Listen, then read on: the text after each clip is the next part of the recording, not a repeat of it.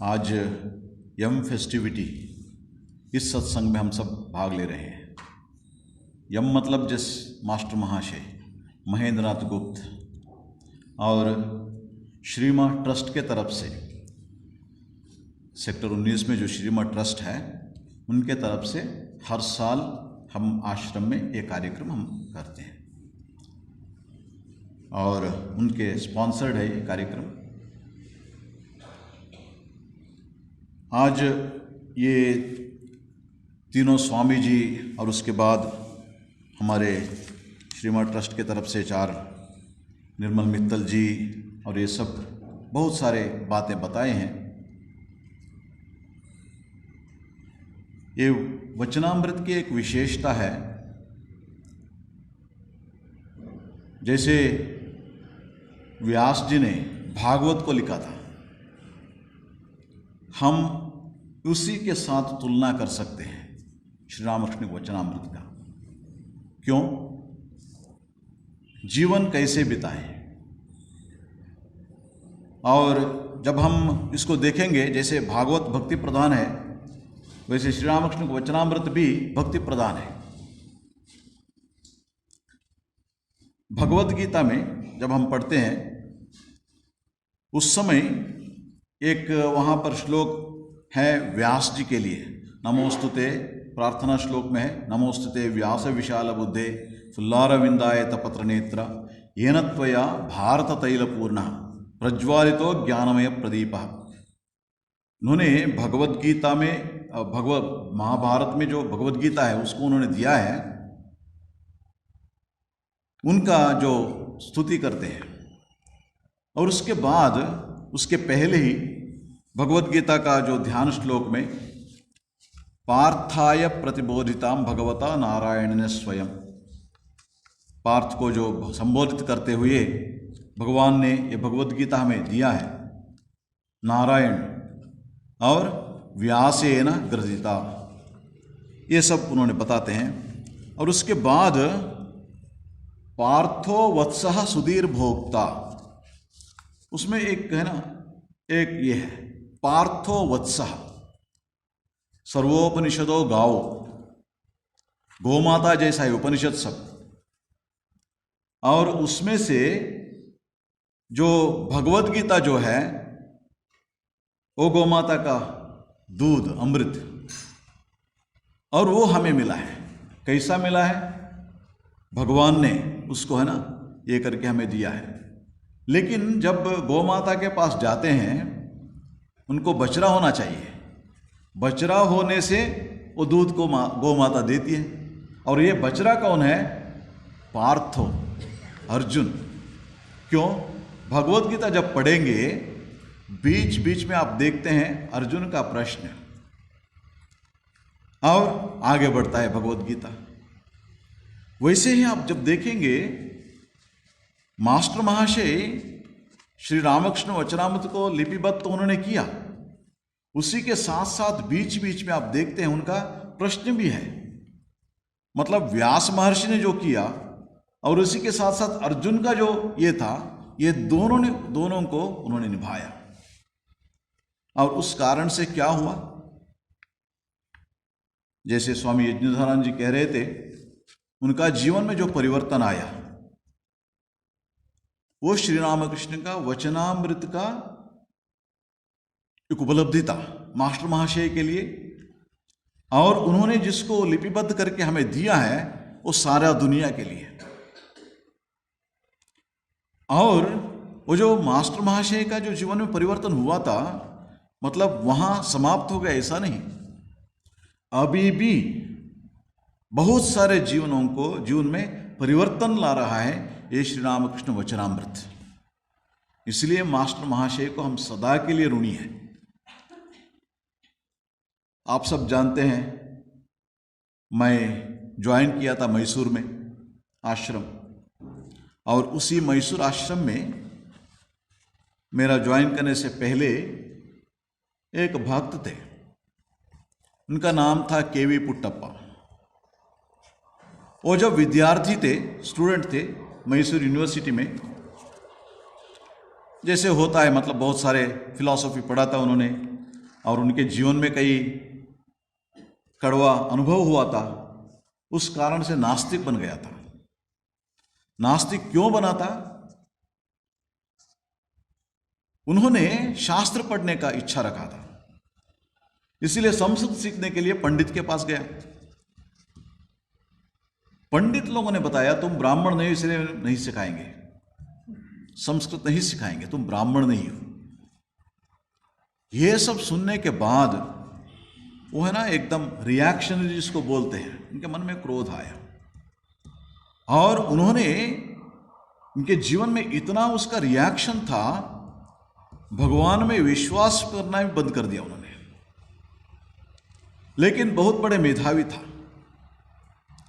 और किसी ने, जो मैसूर यूनिवर्सिटी के विद्यार्थी है, इसके बारे में, स्वामी सिद्धेश्वरानंद जी थे वहाँ मैसूर आश्रम में उस समय, बहुत बड़े विद्वान थे, और उनके पास जाके उन्होंने बताया।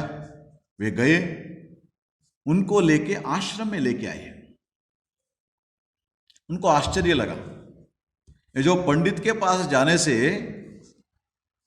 नजदीक मत आओ, हमारे स्पर्श ना करो, ये कह रहे थे, लेकिन एक स्वामी जी सन्यासी है कि मेरे को आश्रम में लेके आ रहे हैं।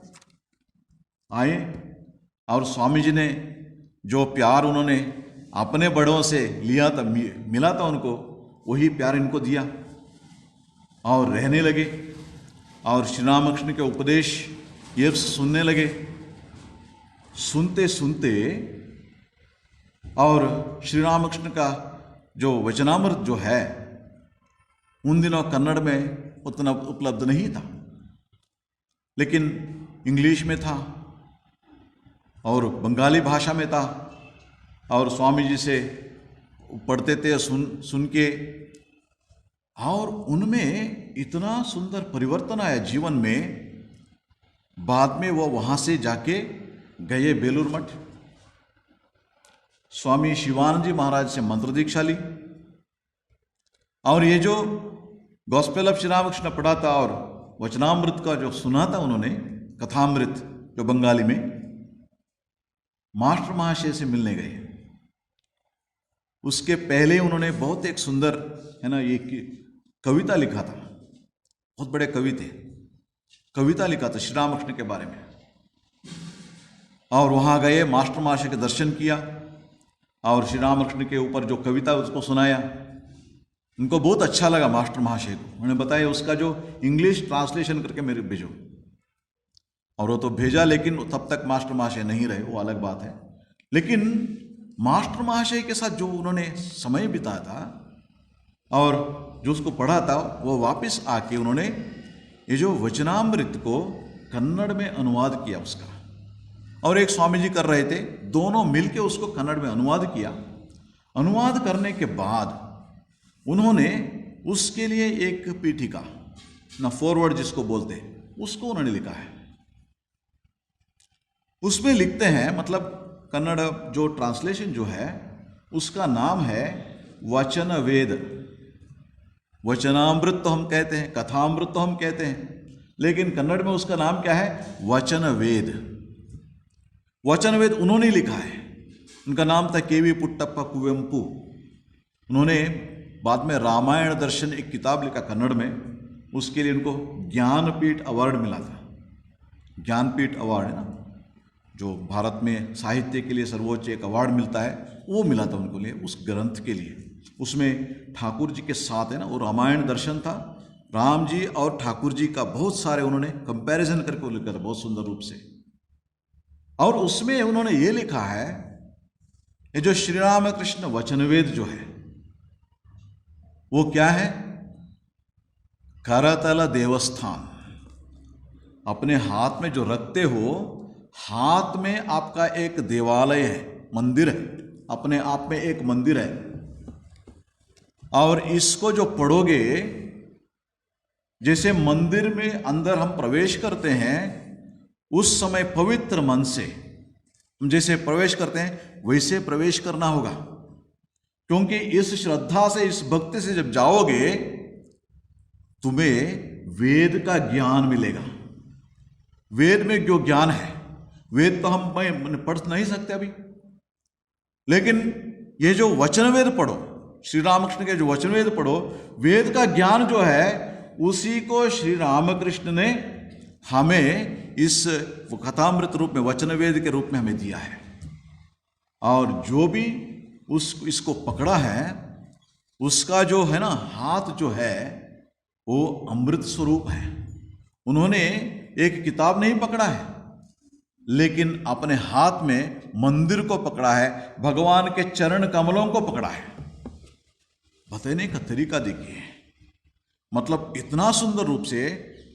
और ये कहते हैं, और जो भी इसको पढ़ेगा, जो भी वेद को पढ़ने के लिए आपको संस्कृत अध्ययन करना पड़ता है, और कितने लोग संस्कृत अध्ययन पढ़ सकते हैं, लेकिन अपनी ही भाषा में ये जो श्री रामकृष्ण के वचन जो है जब पढ़ोगे, वो वेद का ज्ञान आपको मिलेगा।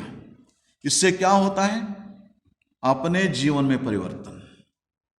जो एक समय नास्तिक था, वो केवी पुट्टप्पा, कुवेंपु उनका नाम था, काव्य नाम था कुवेंपु, उन्होंने बना एक संत जैसे, क्योंकि कन्नड़ भाषा में उन्होंने जो इसका अनुवाद किया, वो वचनामृत का, वचन वेद उसका नाम लिखा दिया। और उसके बाद उसके साथ साथ स्वामी विवेकानंद के जीवन उन्होंने लिखा है। कन्नड़ में वो बेस्ट सेलर बोलते हैं ना, उसमें एक है वो जो किताब। और उसमें उन्होंने इतना सुंदर, स्वामी विवेकानंद से, श्री रामकृष्ण से, माँ शारदा से इतना प्रभावित थे।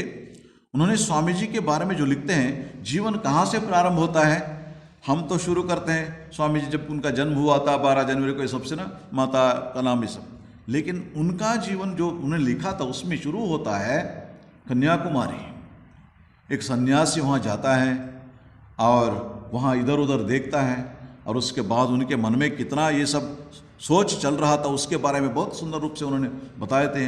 और उसके बाद है ना, वो ये करके स्विम करके उस बड़ा जो ये था उसके ऊपर बैठ के, भारत का जो लास्ट बोल्डर था उसके ऊपर बैठ के, कन्याकुमारी का उस शिला में बैठ के 3 दिन और 3 रात उन्होंने ध्यान किया। आप कोई स्वामी विवेकानंद के ये जो एक फिल्म आया था ना, जब मैं यहाँ पर चंडीगढ़ में था, द लाइट एक फिल्म आया था, उसमें यहाँ से शुरू होता है वो फिल्म। क्योंकि जिन्होंने इस फिल्म बताया था, उन्होंने स्वामी विवेकानंद का ये है ना, ये किताब से प्रेरित हुआ था। सिर्फ वो नहीं, हजारों युवक से प्रेरित हुए थे, है ना। वो वहाँ से शुरू होता है, कन्याकुमारी का जो इंसिडेंट है वहाँ से शुरू होता है। और वो चैप्टर इतना सुंदर है, इतना मतलब ये है, उसको हजारों विद्यार्थी कन्नड़ा में उसको ना वो कंठस्थ कर लेते हैं। और जब भी उनको मतलब ये मिलता है, मतलब जब है ना वो जब चिप्स डाउन होता है ना, जब भी मन में विषाद आता है, उस समय उसको फिर याद करते हैं, उसको पढ़ते हैं। पढ़ने के बाद क्या होता है? ऊर्जा मिलती है। वो उनका योगदान है। और उसके बाद श्री रामकृष्ण के जीवन लिखा है उन्होंने, श्री रामकृष्ण परमहंस कन्नड़ा में, वो भी बहुत सुंदर ये है। और उसके बाद माँ शारदा के ऊपर उन्होंने एक गान लिखा है, श्री शारदा देवी हे महामाते, माँ को है ना तुम महामाता हो। और उसमें बहुत सुंदर एक शब्द लिखा है उन्होंने माँ के बारे में। हम सबको ये समझना चाहिए, महिमेय नरिवुदेंतेंबरम्मा गुरुवर्यनम ತಿಳಿದ नी महिमलम्मा। आपका श्रेष्ठता कहाँ पर है? एक महात्मा को जानने के लिए और दूसरे को महात्मा बनना पड़ता है। जैसे स्वामी जी कहते थे, इस विवेकानंद को समझने के लिए दूसरे एक विवेकानंद को आना पड़ेगा। वैसे एक महात्मा को जानने के लिए दूसरे महात्मा जान सकते हैं। आप श्री रामकृष्ण को समझे थे, जाने थे, इसीलिए आप भी महात्मा हो। माँ को कहते हैं आप भी महात्मा हो। हम सबके ये समझ में आना चाहिए, जैसे श्री रामकृष्ण महात्मा थे वैसे माँ शारदा भी, ये हमें समझ, क्योंकि कभी कभी हम ये समझते हैं ना, मतलब श्री रामकृष्ण के धर्मपत्नी थी इसलिए हम उनको पूजा करते हैं, उस कारण से नहीं, अपने आप में माँ शारदा को अधिकार था, इसलिए उनको वो ये कहते हैं, ये सब भक्ति, ये श्रद्धा, और उसको कहाँ से आया? देखिए एक समय था ये कुवेंपु ये था, नास्तिक था। लेकिन जब श्री रामकृष्ण के पास आने के बाद वो कहते हैं, जो मंदिर में जाते हैं, मंदिर में जाने के वहाँ प्रार्थना करते हैं, और वहाँ प्रार्थना करने से वो भगवान सुनेंगे या नहीं पता नहीं, लेकिन यहाँ पर जब श्री रामकृष्ण को देखोगे, सिर्फ सुनते नहीं, हमारे पास स्पंदन करते हैं। He not only listens, he responds. वो रिस्पॉन्ड करते हैं हम सबको। देखिए, सिर्फ एक ही कारण था, उन्होंने आस्तिक्य बुद्धि आया और बाद में भगवान में विश्वास किया, और रामायण दर्शन के सब के कारण क्या था? श्री रामकृष्ण के वचन वेद को पढ़ा था, श्री रामकृष्ण के जीवन पढ़ा था उन्होंने। जैसे मास्टर महाशय में जो परिवर्तन आया था, वैसे इनमें भी हम देखते हैं। इसलिए हमें ये मत सोचना कि जो श्री रामकृष्ण के वचन पास आए थे मास्टर महाशय, श्री रामकृष्ण को देखे थे, इसलिए उनमें इतना अच्छा परिवर्तन आया, ये नहीं है। स्वामी अभेदानंद जी जब लिखते हैं ना श्री रामकृष्ण के बारे में, श्रुत्वा त्रते नाम भवन्ति भक्ताः दृष्ट्वा वयं त्वां नति भक्ति युक्ताः, जो हम सब आए हैं उनके बारे में कहते हैं, देखो आपके बारे में सुन के कितने लोग भक्त बन गए। उनका बताने का तरीका है, दृष्ट्वा वयं त्वं, मैं तो आपको देखा हूं, अभी भी मेरे पास भक्ति नहीं है। हे राम कृष्णा त्वयि भक्तिहीन है, मेरे कृपा करो, मैं भक्तिहीन हूं, कृपा कटाक्षम कुरुदेव नित्यम। बताने का तरीका देखिए। इसलिए मास्टर महाशय तो श्री रामकृष्ण को देखे थे, लेकिन ये जो कुवेंपु थे श्री रामकृष्ण को नहीं देखे। नहीं देखते हुए भी उन्होंने ये परिवर्तन कैसे आया? श्री रामकृष्ण जीवन और संदेश। संदेश कहां पर? श्री रामकृष्ण वचनामृत, उसको जिसको उन्होंने वचन वेद कहते हैं। और उसको जब पकड़ोगे हाथ में, वो किताब नहीं, वो एक मंदिर है। इसलिए भक्ति से उसका प्रवेश करो। जैसे मंदिर में जाते हैं, जाने के समय क्या करते हैं? नहा के अपने आप को पवित्र मानते हैं, तभी वहां जाके मंदिर में प्रवेश करते हैं। जब उस श्रद्धा से, उस भक्ति से, पवित्र मन से जब भगवान के सामने जाएंगे, तभी सचमुच भक्ति मिलेंगे, भगवान की कृपा मिलेंगे। वैसे ही जब उस भक्ति से, उस श्रद्धा से, क्योंकि श्री रामकृष्ण विद्यमान है उसमें, ये मंदिर है, श्री रामकृष्ण के मंदिर है, इसमें श्री रामकृष्ण विद्यमान है, हमारे ऊपर कृपा करेंगे जब हम उसको भक्ति से, श्रद्धा से उसके पास जाएंगे। जब भी हम श्री रामकृष्ण वचनामृत को हाथ में लेते हैं, इस बात को याद रखना होगा, वो सिर्फ एक किताब नहीं है, एक किताब नहीं, श्री रामकृष्ण उसमें विद्यमान है। इस श्रद्धा से पढ़िए, क्योंकि मास्टर महाशय ने ये सबको उन्होंने लिखा था, पहले जो शुरू किया था, इसके लिए मैंने सारा दुनिया को इसको दिखाऊं, अपने के लिए लिखा था, अपने मन के आनंद के लिए, श्री रामकृष्ण के वचन। क्योंकि उन्होंने जो नोट्स उन्होंने करना शुरू किया ना, क्यों किया था? क्योंकि वो तो टीचर थे, कभी कभी 2 स्कूल में काम करते थे, कभी कभी 3 स्कूलों में, समय नहीं मिलता था, इसलिए वीकेंड में जाते थे श्री रामकृष्ण के पास। छुट्टी जब होता था उस समय जाते थे, और बाकी सब दिन क्या करें? श्री रामकृष्ण के से दूर रहना पड़ेगा, इसलिए वो सब है ना, वो नोट्स बना के श्री रामकृष्ण जो भी कहते थे उसके ऊपर ध्यान करते थे, उसके ऊपर ध्यान करते थे। इस ध्यान का फल है वो जो वचनामृत जो है, उस तपस्या का फल है। ये ऐसा नहीं मत बोलना, बोलो उन्होंने कुछ लिखा और दे दिया हमें, वैसा नहीं है।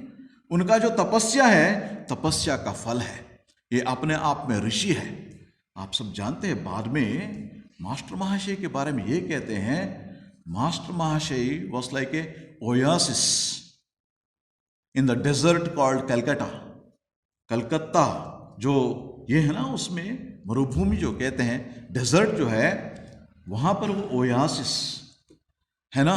क्योंकि आप सब जानते हैं, जो भी डेजर्ट में जाते हैं पानी पीने के लिए, उसको ओयासिस के पास ही जाना पड़ता है। और लोग आते थे, आने के बाद श्री रामकृष्ण के वचनामृत पान करके अपने जीवन को धन्य करके जाते थे। और एक ने बताया उनके बारे में, मास्टर महाशय के बारे में, कलकत्ता में जो लोग आते थे ना, संसार में इतना ताप, त्रिताप से बाधित हुए, ताड़ित हुए लोग आते थे उनके पास, और अंधकार में डूबे उन लोगों के लिए मास्टर महाशय वॉज ए लाइट पोस्ट, है ना, उनको प्रकाश दिखाने वाले एक लाइट पोस्ट मास्टर महाशय, मार्ग दिखाने वाले ये पोस्ट थे। और उनके दिया हुआ ये जो वचनामृत जो है अभी भी हमारे पास है, मास्टर महाशय के जीवन है। और श्रीमा ट्रस्ट के तरफ से श्रीमा दर्शन जो स्वामी नित्यात्मान जी के द्वारा जो दिया हुआ जो है वो खजाना जो है वो भी हमारे पास है। इसीलिए ये सब किस लिए है? क्योंकि हम सब जानते हैं जिस दुनिया में हम है, जिस समय में हम है, आसान नहीं है जीवन करना, बहुत मुश्किल है। लेकिन श्री रामकृष्ण ने ये दिखाया, जो समय जितना भी आधुनिक हो, जितना भी टेक्नोलॉजी डेवलप हो, जितना भी जो भी हो, कम्युनिकेशन का जितना भी डेवलप हो, लेकिन इसके अंदर रहते हुए भी आध्यात्मिक जीवन बिता सकते हो। इसके मार्गदर्शन के लिए श्री रामकृष्ण सत्संग कहते हैं। इस सत्संग जब करेंगे तो सब समय नहीं मिलेगा। क्या करेंगे? श्री रामकृष्ण का वचनामृत लीजिए, हाथ में लीजिए, उसको पढ़िए, वो है सत्संग। क्योंकि महाराष्ट्र महाशय ने ऐसे लिखा है, जैसे हम श्री रामकृष्ण के सामने बैठे हैं, जब सुनते हैं उनके जो पढ़ते हैं ना, ऐसा लगता है श्री रामकृष्ण सामने बैठे हैं। दक्षिणेश्वर, वो काली मंदिर, और शाम हुआ या सुबह हुआ, जो भी है ना, वो समय को इतना सुंदर वो करते हैं, हम उसी वातावरण में जाके उनके सामने बैठे, ऐसा लगता है। ऐसे सुंदर रूप से लिखा है। इसीलिए उस सत्संग के लिए भी बहुत सुंदर एक मार्ग है। इसलिए उसको उपयोग करते हुए हम अपने जीवन को धन्य करेंगे और उससे क्या करेंगे? ट्रांसफॉर्मेशन करेंगे। ये एज क्या है? इंफॉर्मेशन का। इंफॉर्मेशन से जीवन से कुछ नहीं होगा। आपको बहुत सारा इंफॉर्मेशन मिलेगा, जितना इंफॉर्मेशन मिलेगा उतना कंफ्यूजन होगा। क्योंकि ठाकुर जी कहते हैं ग्रंथ जो है ग्रंथि होता है, लेकिन जब वचनामृत पढ़ेंगे जीवन में ट्रांसफॉर्मेशन आता है, परिवर्तन आता है। ट्रांसफॉर्मेशन वो उसका शक्ति है। उससे क्या होता है? इस दुनिया में भी अब भी हम अपने ये जो आध्यात्मिक जीवन बिता सकते हैं और अब भी हम आनंद से जीवन जी सकते हैं। ये मास्टर महाशय का बहुत बड़ा ये है, हम लोगों के लिए तोहफा है। इसको हम पढ़ेंगे अपने, है ना, रोज, है ना, सभी भक्त, श्री रामकृष्ण भक्त है, रोज वचनामृत पढ़ेंगे। बहुत सारे लोग हैं, बहुत सारे भक्त हैं, रोज पढ़ते हैं वचनामृत को। एक दिन ऐसा नहीं बिताएगा जो वचनामृत नहीं पढ़ेंगे। पढ़ेंगे, रोज पढ़ेंगे। 2 पत्ते, ज्यादा नहीं, 2 पत्ते रोज पढ़ने से क्या होता है? जीवन जीने के लिए हमें ऊर्जा मिलती है, अंदर से जो ये उम्मीद है ना वो मिलती है, उसके साथ साथ ताकत भी मिलता है। ये वचनामृत का जो है, इसीलिए हम मास्टर महाशय को जो है उनको सदा के लिए ऋणी है। मास्टर महाशय को हम सदा के लिए ऋणी है। इसलिए इस दिन जो एम फेस्टिविटी में हम सब भाग ले रहे हैं, इस समय इसी जो आशा को ये करते हुए, और जो 3 स्वामी जी जो आए हैं अतिथि रूप में और आज अपने मंतव्य हमारे समक्ष रखे हैं, उन सबको धन्यवाद देते हुए और श्रीमा ट्रस्ट को भी धन्यवाद देते हुए, और मास्टर महाशय का ये जीवन और संदेश और उनका दिया हुआ ये वचनामृत जो है हमारे जीवन के एक आशा किरण बने और हम लोगों के लिए एक प्रकाशक बने, रास्ता का जो प्रकाश दे।